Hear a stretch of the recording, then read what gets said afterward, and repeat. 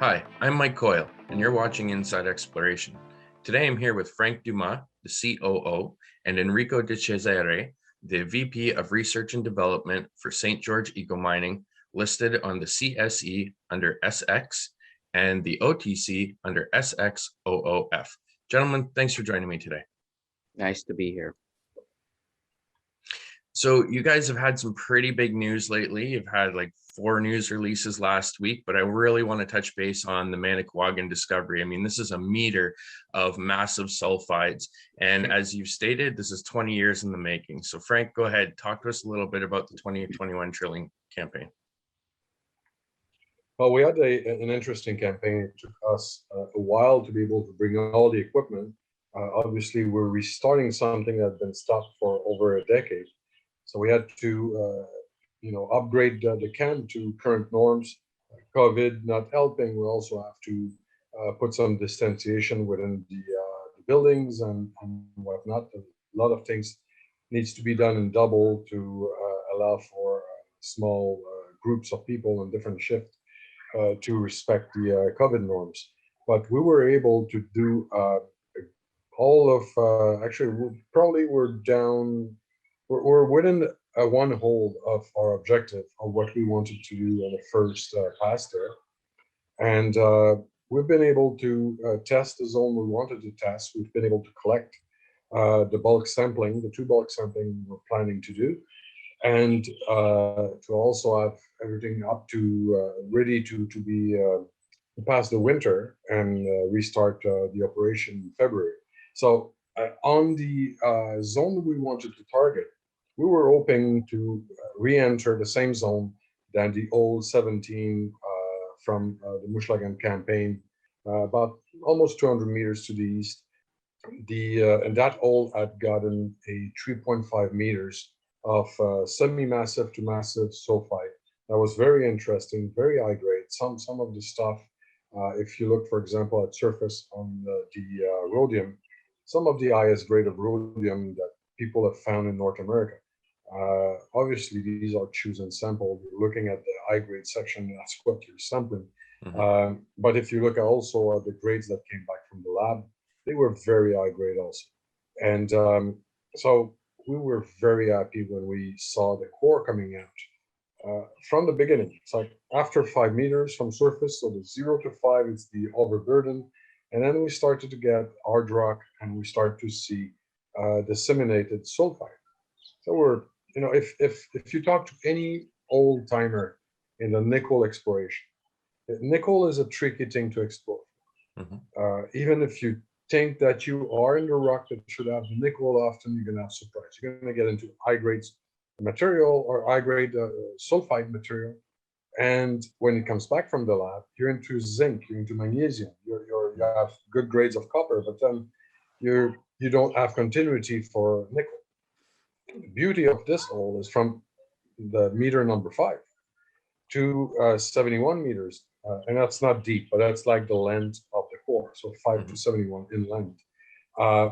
We can see, even if it's just disseminated, we see sulfide and the type of sulfide we want to see. So that's very interesting. Also, what we've learned from the 4.5 kilometers of core, historical cores that are now in Ville de l'Abbé with our contractor Magnor, and that we've already resplit and we're in the process of resampling, is that the tests we've done already internally with the XRF device, which should be the X-ray device, we're looking at a type of material that contain the precious metals, the PGEs, the platinum, the palladium, the rhodium, and it's not necessarily the same material that keeps the high-grade nickel. And historically, they've been trying to operate as if it was the same material. And when they were looking at the type of metal rocks that were a little bit different, they didn't sample it. And we're getting disseminated precious metals, and you don't need much in terms of precious metals. You get into 10 grams of palladium, for example, and just using a number like that, you will look at a rock and think that there's nothing there. That just like a small, a little bit of dust or some speckles of disseminated sulfide. But this rock is still interesting. So from what we've published already in our monthly report from November, we published a picture of the core and that's from the field. I get it. It's not the perfect pictures. This core is now with us. It's been split and it's been rushed to the lab. But at the time we did our monthly and we did the press release, we only had received pictures from the field and sent via satellite. So we're limited of what we can do. But so if you get to that section, 4.5 meters of very high grade sulfide, let's say, I don't like to use the grade terms, but let's say massive and semi-massive and massive sulfide. That's about 4.5 kilometers total. It's about the same depth also. Then the old, that's 170 something meters to the east, that at 3.5 meters. It's along two faults. Like everything smells good if you look at the recipe of how you find a big deposit. And then you have that 96 centimeters. You were referring to 1 meters, but to be precise, it's 96 centimeters. Out of that 4.5 meters is pure metal. It's in excess of 95% sulfide. This is something that usually could be very good, could be just disappointment, depending on what's in it. Like we've been excited. We didn't get excited like when we got it. We were smiling. The geo sent pictures, but we said right away, get the nickel alert, so the chemical on it to test the presence of nickel, and get the XRF on, because we're not going to get excited until we get some readings out of it. The XRF is a precise device.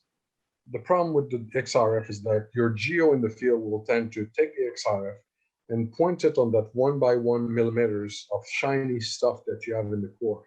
And so you tend to put your hopes very high because it's going to give you high grade. And you tend to forget that it's not representative of the core. So when they're going to take the core, they're going to split it in two, they're going to pulverize it in dust, and then mix it, take a 200-gram sample and ship it to the lab. And then the lab might not get that shiny speckle that you saw in it. Now with that 96 centimeters of high grade, of massive sulfide, it seemed to be constant. So what we saw in the XRF that we cannot publish got us extremely excited enough to raise another $5 million plus of flow through and to accelerate the campaign on that side and to know that we're going to come back in February instead of coming back in May, and we'll accelerate this whole campaign. Great. You just answered a whole bunch of my follow-up questions all in one shot. So that's perfect. Let's move on to Julie. Congratulations, by the way. It's not every day that an exploration company hits a meter of massive sulfides like this. So super excited if you're seeing good things in the XRF gun. I think that's a good indication of what we might see in the assay result. So Julie. Well, I'll tell you one thing, Mike. It's not very deep. It's at surface. So that means that's probably not, in my mind, it's not the deposit. By instinct, I would say what we're seeing right now is something connected to the deposit. We're still not at the source. We're still in the smoke. But now we have identified a 200 meters corridor that has that large zone, pretty much horizontal, about the same height. And it's open on both sides. It's open at depth. And it's very interesting. So it's at the very least extremely prospective. But for some if you ask me by instinct, I would say people in the old nickel bugs would kill to get something like that. I think absolutely. We're at the beginning of a massive story. But I mean, you've delineated a lot more than this from geophysics, past exploration holes. And how many holes did you drill on this property this year, just as part of this campaign? So we got 19 holes that are complete holes. Like there's a little bit more that we got entered and that we didn't tally into the total, but we have 19 holes total that are completed and logged. Excellent. And you've sent some assays out for Rush. The rest will be on a normal timeline, expecting those kind of like maybe February-ish, maybe? Well, the issue I would say right now is that you can send Rush to the lab, but unless you're like in a Cisco or Rio Tinto or somebody like that that has already that almost built a lab Yeah. with ALS or with the other independent firm for their own purpose, it's difficult. They don't have manpower to get. We're into a boom of exploration right now. There's a Yeah. lot of company, uh, and at the same time, there's an issue with manpower. They have an issue getting staff, and there's an issue with the supply chain. Just getting the chemical, getting the material needed to run the lab is difficult. So Mhm. even if you ask Rush, uh, you know, there's certain things you can do. The problem with nickel and PG is that we could rush the base metals, but then I'm not. I don't think that we're going to get the PG, which is a series of tests that comes after to be rushed, and all this is going to your neck of the woods in Sudbury, where they do actually all these nickel PGE tests. Yeah. And I don't think that we're going to get a rush like if it was a gold project. Like we can rush the Tor gold projects samples a lot easier. It's going to get in quicker. But right now, rush is kind of a moot point. I don't think we're going to get it as fast as we would like to get it. I don't think we're going to get these results until probably beginning of February, maybe even beginning of March. That's fair. Thanks. Okay, Julie. We just spent a bit of time on Julie. We toured around the property. I was pretty impressed. I mean, when you're talking about scale, we visited maybe 8, 9, 10 outcrops over several kilometers. Each one of them seemed to be hosted in a different rock or a different formation, and that was noted by Herb, and we kind of talked about that. But talk to us about the success or what you did with the 2021 campaign. But historically, Julie has been underexplored. It's a large zone. It's very large, and there's a lot of showings and zones where we get high grade at surface, and then the minute that we go a little bit deeper, it pinch, we lose it. So we figured out that we had to come up with a different approach to have an idea of where we're going to start and start to get volume. So we drilled a little bit south of the Julie Showing. Julie Showing has got some good grades on it at surface, and we found some additional showing in the area that had good grade at surface also. One of which we drilled, by the way, which is the Bastien Showing, that got us a few meters of very good grades, I would say, very good sulfur. Not the Manicouagan type of things, but stuff that would get anybody else excited. On the if you go back to Sudbury in the nickel patch, Yeah. I would say at this point, Manicouagan is a class on its own. So maybe it's not a good idea to refer to it, but I would compare myself more to the Sudbury kind of stuff, Mhm. or things that we see in the rails in South Africa. And you have that on the Julie Showing, you have that on the Bastien Showing, and we have other showings around also that have good grades of nickel, the 0.5 to 1 to 1.5 that came from the surface sampling that was done from May to mid-July, end of July. Um, then we start to drill that 3,000 meters of very deep holes of 500 to 600 meters deep, to be able to get loops to do to bring down probes and wire and have loops around it to find conductivity and find material at depth. So we had two areas that we found, one of 40 meters by 120, another one by 40 by 90 meters. And that's using two holes that we're able to use. The topography there is was challenging for the geophysical subcontractor. And we have some limitation also, as we don't have permits to log commercial woods just yet. So we've operate all that drilling from zones that were already cleared or the logging roads.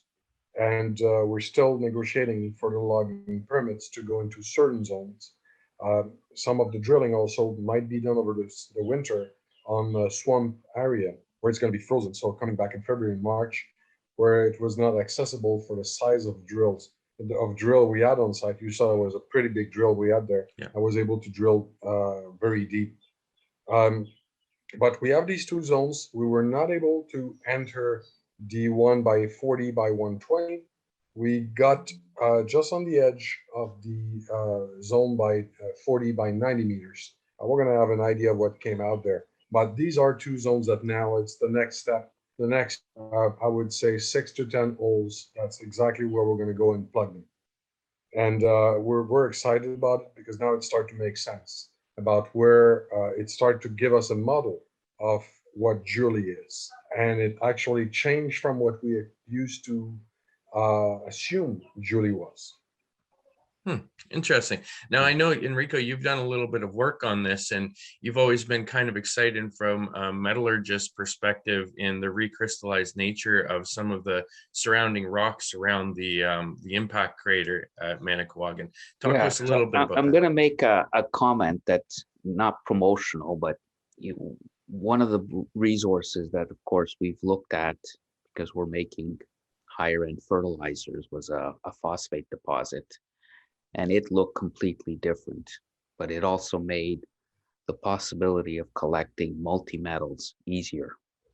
And it's not because it's promotional here. I just saw some rocks in Frank's garage that looked a lot like that recrystallized nature, which I think would throw off a lot of geologists, okay? When you look at it, it looks completely different. And in polymetallic mines, it is not obvious to be able to collect all the metals in a nice crystallized formation. The region that St. George is exploring, there's already history of that. So it's very, very encouraging and exciting. And I'm looking forward to getting samples from the drilling program. But this is not to be promotional. It's something that's actually happened to the region. Okay. So I'm very excited by that. Explain a little bit why it's different. I mean, you and I have kind of talked about this, about, it requires less cycles in the hydrometallurgy process, but kind of dive into that just a little bit to give people some better perspective. What happens is people mix up recrystallized growth, like crystal growth, versus recrystallized chemistry. Okay. And that requires some type of outside heat to change the chemistries. Most people know that there's been meteoric crashes in the region and all that. I'm not even going to go into the history of why that heat got created, if it was from a meteor or from underneath. But what I will say is, when that happens, I've seen other resources, for example, that boring phosphate deposit near Baie-Comeau. If you looked at just the chemistry, I would have just killed the project. But in this case, you ended up with perfect ilmenite, perfect iron, perfect phosphate. Some of the rocks that Frank had in his garage that were supposed to be nickel copper oriented, coincidentally had the same specks of different colors. So without going into too much detail, it was very encouraging for me. Now, for example, Manicouagan, Frank will correct me if I'm wrong, but it's pretty close to where a meteor hit. And a lot of people don't know, but even the iron formations just north of Newfoundland, south of Newfoundland, are larger, the crystal, than in Newfoundland, which allows them to sell concentrated sinter feed. And that's because of recrystallization. So the encouraging thing here is, I think, not being a geologist, I just looked at a rock and said it looks different and worked at it and said, let's see if the metallurgy is different without knowing anything, okay? But as a geologist, it looks different, throw it away, because it's not what I was looking for. So I just want to point that out. I'm not being promotional here, but what Frank mentioned that looked different is actually probably very encouraging. Good. Okay, Iceland. Give us a quick update on Iceland, then we're going to move into some tech advancements.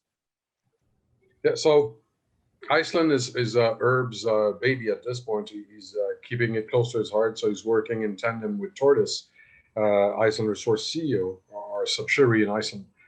They've been they've started drilling or installing and putting together drilling in August, in late July, early August. Iceland is a different challenge. There's no drilling contractor per se. There's no geology contractor in Iceland. We have an advantage in North America. You can go to a company that will provide pretty much everything, from the water pump to the generators to the camp to anything. They have the expertise. They have the subcontractor. They have the suppliers. So even if we do have supply chain issues, they're still able to call a few favor and get things going. We don't have that in Iceland. We have to go to become the contractor ourselves. We have to become the suppliers. We're hoping to have one, and because of supply chains issues and because of the constraint of getting into the country because of the confinement, we had to do the whole thing ourselves. So we've had I would say, like a less than satisfactory production in Iceland on drilling over the last, or over, I would say, the first 3 months. Took us a while to get everything going, and a lot of breakdown, a lot of equipment missing that were not coming in, and they start without that equipment, trying to still run a red-green type of operation over there, with fixing things with duct tape. And eventually we got everything proper, and now it's going to a good pace. So we are a little bit late on our operation there. It also pushed back the resampling of the historical core, which we got all into the research center we built over there. That's now fully tooled. So at the end of the day, I think that by February, March, we'll be back to where we should have been in February, March, that coming this year. But we're getting good, interesting stuff. We've got into zones because of some logistical issue we're not supposed to do right away. We got into these zones. We found new gold-bearing zones that historically we're not expecting them to carry gold. I cannot make any comment regarding grades, because obviously gold is a bit different than base metals, than nickel and copper. You cannot do a rule of three and say, well, we got the rocks, so we're going to get the grades. We're going to have to wait for the grades there. But we're happy. We're really happy with what we're seeing. We're happy that we got a hold of this campaign also. The beginning was not super encouraging, and Tortoise did a fantastic job of getting everything together, building up what is now literally an exploration and drilling outfit in Iceland, which we're still not in North America. In Quebec, we're all subcontracting these things to people with experience. Now we build it up in-house in Iceland. So I would say tip of the hat to Tortoise on this job, because that was a big challenge. But we're happy with the results we're getting. You're going to see some results probably just in time for PDAC. Perfect. So 2022 should be a little bit more focused and have a broader exploration campaign than what we've kind of had this year then. Safe to say? I would say over there, yes. And to put that, like to put that in comparison to what we're doing in the Manicouagan area, it's the same also for us. Because we got the geophysics done. Now we have to sit down and realize, okay, the initial model, which was still a flexible model, we knew it was not set in stone, no pun intended. We still have to modify it. It's vastly different from the model we had if you go back when you visit the site, actually. So now we have a way better idea for what's on Julie. And again, I don't want to make any comparison to Manicouagan, because this is on a different planet. We know what we have on Manicouagan. We know the model on Manicouagan. We knew before we started the first drill hole. Yeah. What we didn't expect was to hit this type of mineralization that rich, and be left sitting on the floor with our mouth open and gasping. It's pretty amazing. I was pretty impressed when I seen that hit the wire as well. Okay, gentlemen, we spent a lot of time on exploration. Let's jump into some of the tech advancements. Let's start with Alumina. This was a development that came from metallurgical testing on processing the spodumene and lepidolite, or the battery recycling. Enrico, give us a little bit of clarification on how you made this discovery and what it means for SX moving forward with the battery recycling stuff. Yeah, so whenever you put acid on any type of hard rock type resource, you're going to put a bunch of things in solution that you didn't want. You got to get them out. The lithium is attached to alumina in spodumene, and overly simplistic, you got to get it out. Now, what we weren't expecting is to have a relatively high purity alumina in one step. The next stages will be very similar to what people do in the pigment industry. So the team has knowledge in that area, and we'll be applying that to improving the alumina going forward. But that'll be done in parallel as we continue to focus on the primary objective, which was at that time lithium, high purity lithium in a carbonate form or hydroxide form as we progress. So the lithium or the alumina leaches out with the lithium, and you're kind of going back to Iconic's material to see if that same principle applies. What does that mean for their deposit if you can extract alumina along with the lithium and your fertilizer byproducts? In all cases, whenever you're leaching anything with hard rock, every time you can make a viable byproduct instead of being a cost center and an environmental issue. If you can make a product that's saleable, it allows you to recover chemicals, one step closer to being viable. Anytime you can do that, not only are you greener, but you're more economic. So that's the way we're approaching everything. And in each case, you've also heard about fertilizer at some points. When we mentioned that, again, that's the same objective. Instead of having a waste stream that you're neutralizing and putting back in a landfill, the objective was to do something saleable. And again, people get confused with green, right? Green, if you sold it, you're greener. If you're landfilling it, you're not as green. But there's also a cost to not being green too. Your chemical consumption goes up. So in our case, what we've done is we focused on recovering the cost of chemicals and making saleable byproducts. When do you think you're going to have this entire process done and the report handed in for ICM? I think a lot of investors are very eager to see that come to fruition. So there's two facets. One is getting a larger scale plant built and organized, which we're progressing rapidly towards. A lot of equipment has already arrived, and the last pieces of equipment we ordered are being installed. The other part is the bench testing. But once you've done bench testing, you still got to do it at the larger scale to please things. So the way we've organized the development is we have a focus on lithium, hard rock, do it with one resource, then repeat it with the others, okay? It was a bit like when we announced in 2018, we thought we had something interesting and we processed and patented everything. We tested that leach process on many different resources, not just Iconics. We did spodumene at different levels of lithium. We did lepidolite, for example, and then we continued with what we're doing now.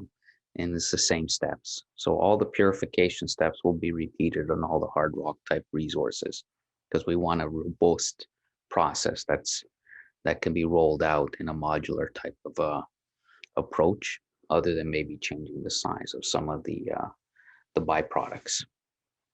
So safe to say that in the first quarter of 2022, you should be able to kind of bring this together for Iconic's upcoming feasibility study? Well, we're progressing towards those things. The only thing I'll say that to not be promotional and keep expectations low is that I think the pilot plant or showcase plant will probably surprise people with maybe being somewhat of an operating plant.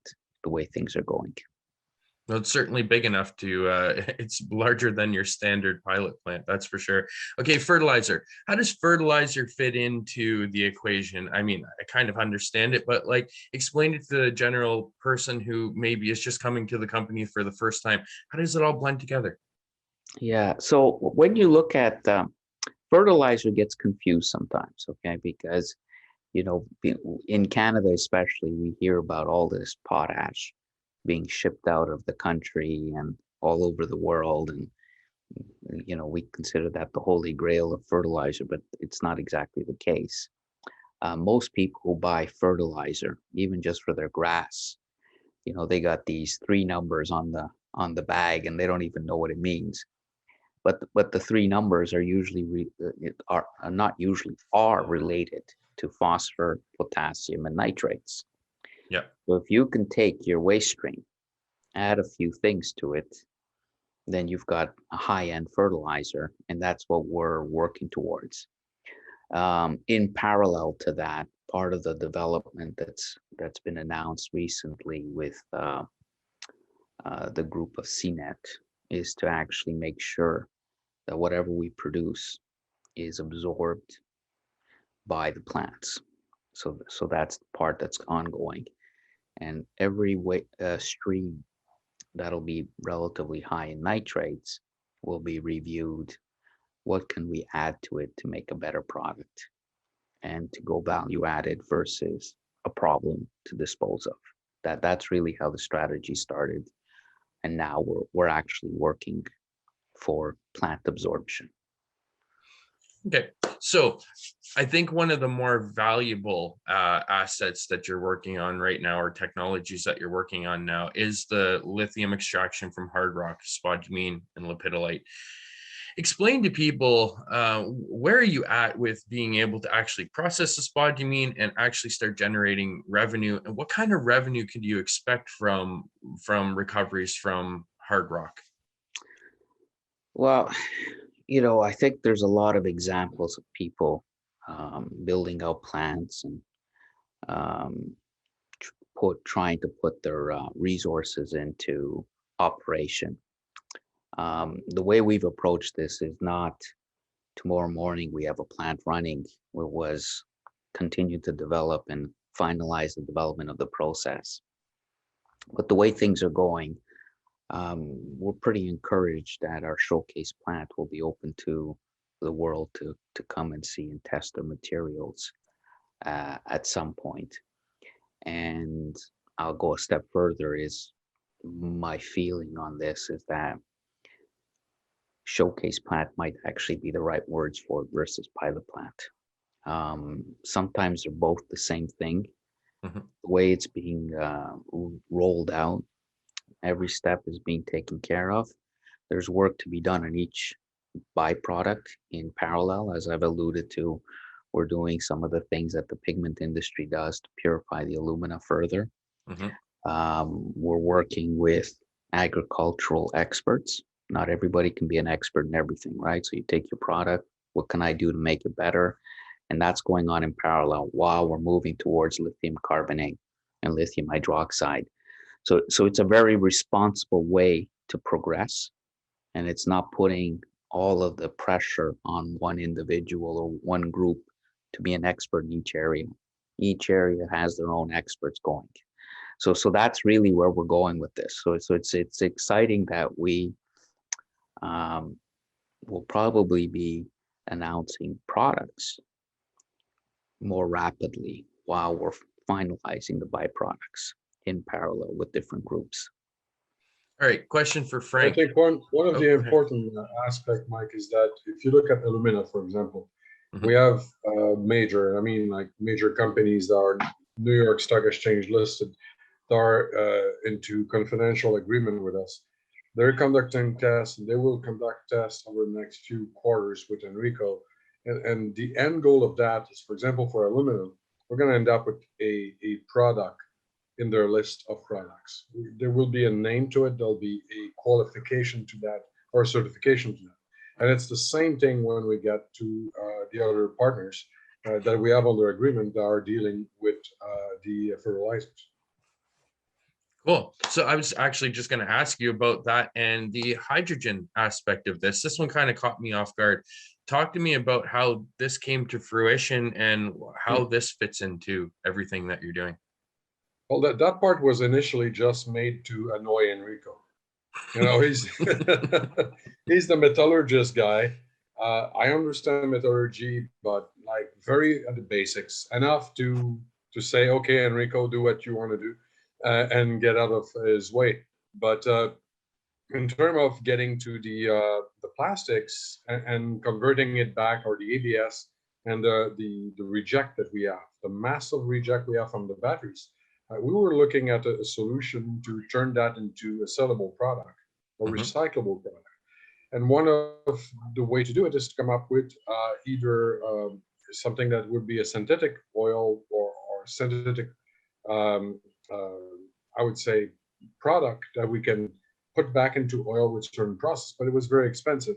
And one of the process we realized we could do cheaply, and it could actually advantage us, was to turn that into syngas or biogas, and then use that biogas to produce hydrogen, not using any water whatsoever. So, you know, when we announced it, within a week, there was a big push in the media in Quebec from a few players saying, no, the only very green hydrogen is produced from electricity.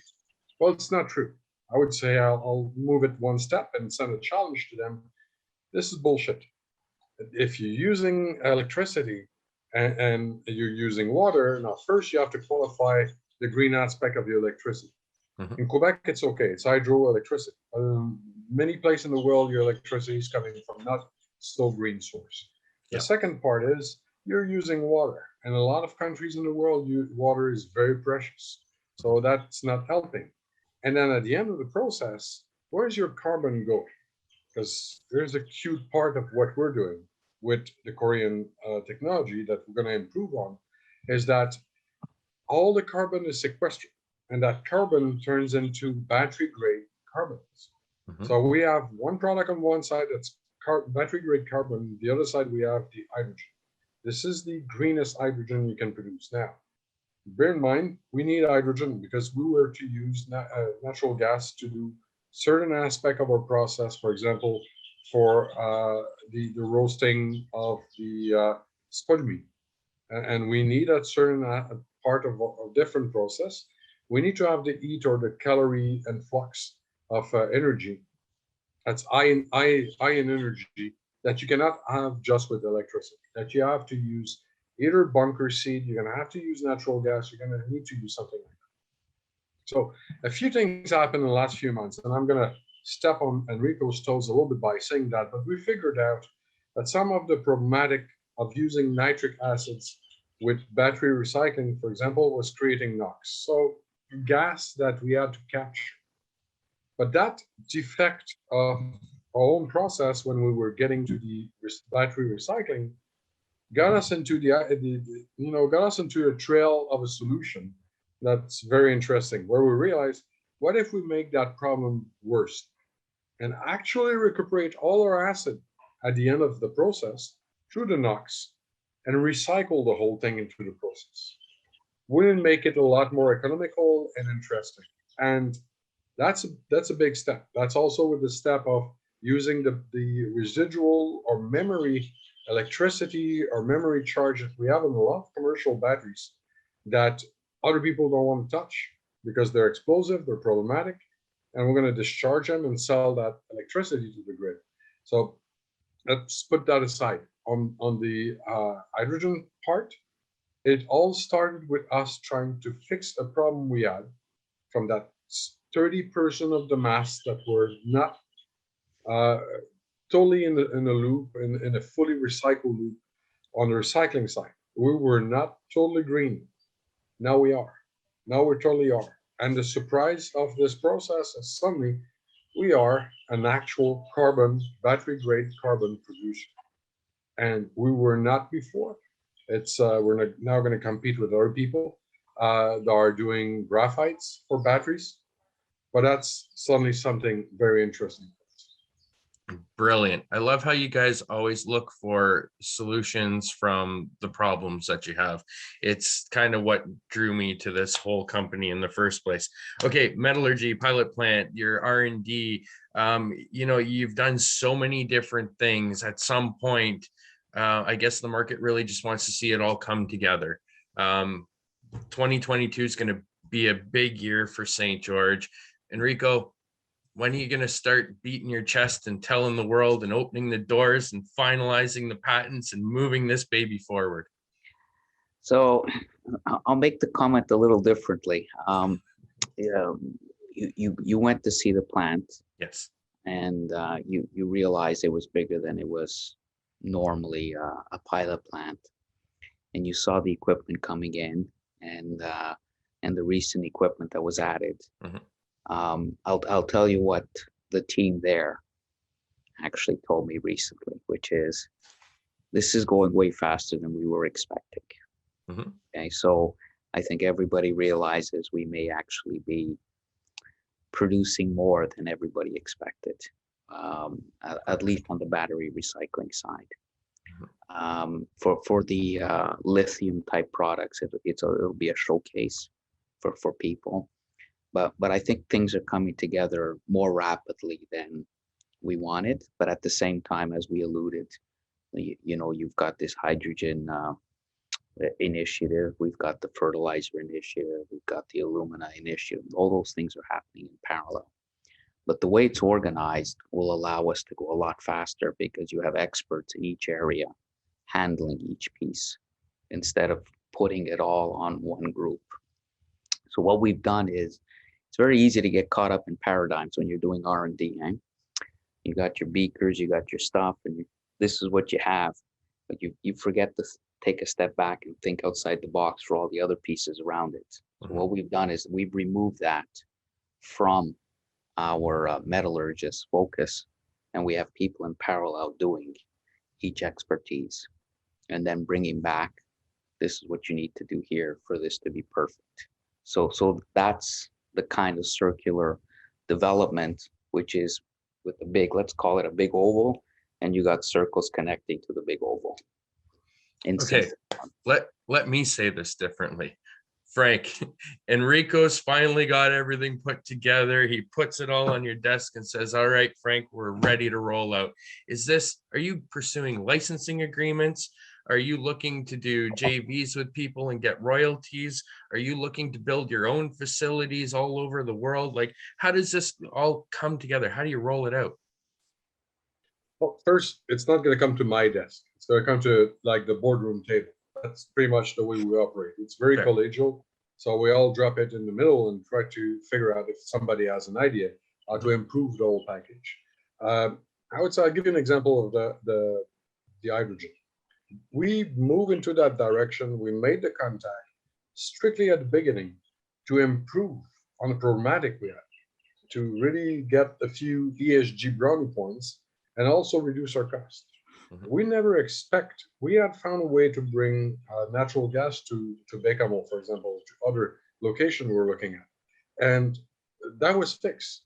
But now suddenly we realize, okay, we're just going to avoid that transportation. We're going to avoid being dependent on other people, because as much material comes in, we're going to have enough material to produce the same amount of material, if not more, moving forward.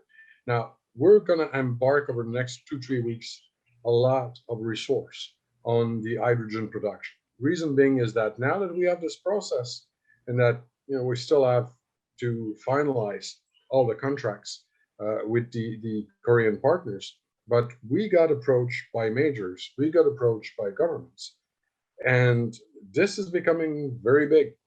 This suddenly is something that it's a bit of the Forrest Gump factor again that's been afflicting St. George all the time. We tend to be at the right place at the right time. We're not becoming a hydrogen company. There's no attention to become a hydrogen company. Mm-hmm. But it might be the second biggest stream of income in the coming quarters, because people want to put a lot of resource behind it and make it move forward. So in terms of getting things licensed, I can tell you that when you come, and I've been there before, and I've been there with Enrico also before, you can get major to come in and take a position, take 20, 25% of the company, they'll a land resource, but to really license a process that it's a process that's never been tested at an industrial level before and show 10 years of production. Unfortunately, I've never seen that happen. It does not happen in our field, in the mining field. Maybe in the battery recycling, but not in the mining field. So I'm assuming that on the battery side, you're going to see things moving a lot faster. You're going to see people license the technology faster. But we also developed it when we sat down, Enrico and I said, "Oh, we want to make this. Are we the biggest guy in the world, or are we selling to the biggest guy in the world?" So let's do an hybrid. Let's do a few plants and place people. We have an advantage where other people already have the contact. They have the I would say the allocation of batteries. They have the governmental contact, the permitting, and all that. Let them do it. Let's just go in and support them with the technology. Support them by putting in place the plant for them, modular plant close to urban centers where the batteries are being recycled, and let's collect a royalty. It's going to be an FT royalty, believe me, but it's still going to be a royalty. So we're going to have an hybrid type of things. We're also positioning ourselves as the chemical providers now, or the chemical plant or the tech plant providers. We've have contact with people in Europe that are doing legacy batteries, that are doing black mass out of ICE car batteries. And that's something we can do. That's something that does not interest many people currently, because most of the recycler of ICE batteries, they already have their legacy technology to do. They've been doing it for 20, 30 years. They don't care about us. Even if we improve their bottom line by 30%, they're not going to go and invest in new CapEx to rebuild what they have. They're comfortable, they're making a profit. They don't want to be bothered. And then you go to the people that are planning to recycle EV batteries. They don't want to be bothered by ICE battery either, by the legacy car batteries. So we're kind of like a right place where we can actually say, okay, let's send us your material, because we can have one circuit, maybe two circuits of our the plan we're planning, especially in Bécamo because of the port of the access where we can bring stuff and we can retool fairly quickly, and we're going to process it. So we're going to bridge ourselves. We're going to produce for a few years, and when that allocation or that tap dries out because there's not enough of it, we'll be already into EV batteries coming in. So it's difficult to know where we're going to be even in 6 months, because we're not going to resist the current of the river. Like right now, the river is pushing us in direction, and that's where profit is, and we're going to follow it. We're not going to try to swim against the current. We're going to let other people that knock at the door and say we're willing to put FT sum of money, like a significant sum of money, to use your expertise, your IP. We want to become partners. We tend to say yes. So, like, we tend to say no on a few. We've been dragging our feet with a few very big partners, especially one that everybody wants us to sign with. But there's good reason for it. Like, we're still a mouse, and if you go to bed with an elephant, you want to make sure that you have everything secured on your side. But I'm stepping on Enrico's toes on this. I'll tell you what I think is going to make us the most money after Enrico finishes answering. Yeah, so the only comment I'm going to make that I wanted everybody for it to resonate and stay is we're not going out to compete with everybody and kill anybody. We decided to enter the market as a complement to the existing industry. So when we looked at hard rock processing, do we feel what we're doing might be retrofitted in existing facilities that were less viable? The answer is yes. That's part of what we were doing as development. And the other part of it is that you tell me it's batteries or byproducts. Again, we're not coming in to hurt people. We're coming in as a complement to each of those industries. And that's really the strategy. As Frank put it, the elephant will step on you. So if you're a complement, there's a better chance that the elephant will actually protect you and cover you if you're the mouse. All right, Frank, go ahead. Let's wrap this interview up. It's been a pretty long one. So go ahead and give us your take on what do you think is going to be the golden chalice of St. George Eco Mining? Well, I think short-term hydrogen and spodumene will be the most interesting part. Battery is a challenge. You're starting to see that right now. It's very exciting for retail. I saw your online or Twitter poll. Thank you for that, by the way. We had a general idea that most of the people who recently attract as shareholders were mostly battery people.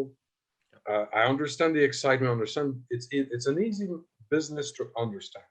So it's an easy business to like. We love it also. We want to be big in it. We want to be the best in it in terms of our approach. But it's not a business that's going to be to its maturity for another 10, 15 years. So we're looking at something that's going to bring us some money in the coming years, maybe even in the coming quarters, and we'll probably bring profit. I'm willing to bet we're going to get some profit from battery recycling in 2022 for sure, but don't expect billions of dollars coming through the door. It's going to be slowly creeping up and growing as we can do certain batteries that other people cannot do. Another big aspect on it, and I think Enrico will support me on this, is that we have no idea what type of battery we will be recycling in 5 and 10 years from now, not even 3 years from now, because the technology on battery is evolving at a very fast pace.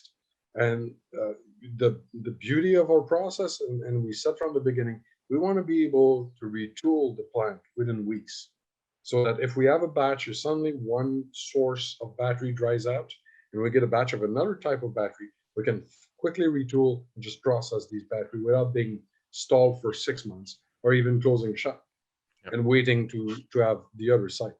Now, in terms of how much capital or market cap can we gain from this, it's going to be fairly interesting. I think we're going to become a tier 2 on a CSC or TSX. If you compare us to TSX Venture, TSX Big Board, we're going to be interesting. It's going to be nice because we'll be profitable. We're going to be able to subsidize our exploration with it. We're going to be able to be self-sustained in exploration and not dilute anymore.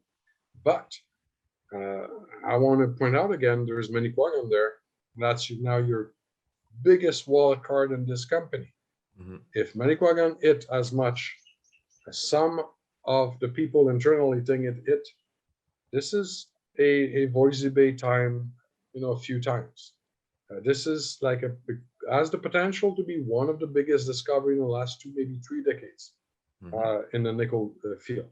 And just go and compare to other companies that it's some things that were not even that big, and see how much market cap they got. But we're talking multi-tens of billions of dollars. So if you look between now and the next 36 months, I would say put a few of these things in a hat and just draw one of the cards, because I have no idea. Because I literally have no idea. If we do the same interview in 6 months, I'll know. Because we'll be fixed already on Manicouagan. We'll be fixed on the hydrogen.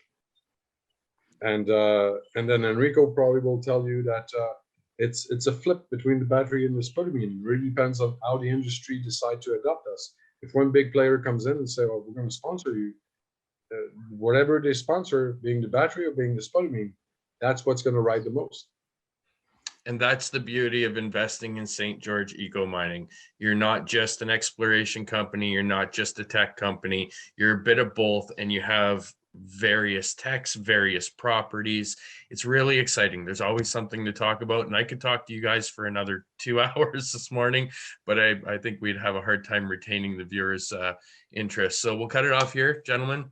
Thank you so much for joining me today, and we'll try and get this done again in the first quarter of 2022. Happy holidays. Merry Christmas, fellas.